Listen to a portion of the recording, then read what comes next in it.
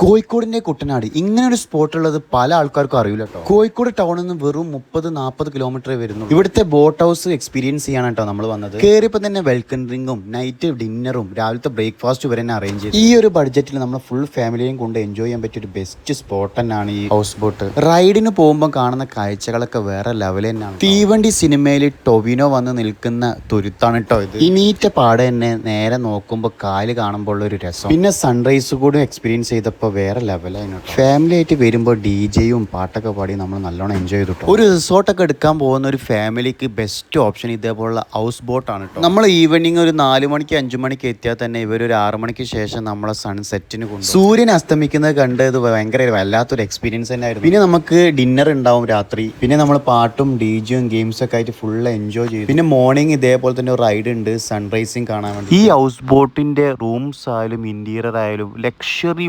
Premium setup തന്നെയാണ് കേട്ടോ. അഗലാപ്പുഴയാണ് ഈ ഹൗസ് ബോട്ടിന്റെ ലൊക്കേഷൻ വരുന്നത്. ഡീറ്റെയിൽസ് അറിയാൻ വേണ്ടി ഈ കാണുന്ന നമ്പറിൽ ഒന്ന് വിളിച്ചാൽ മതി.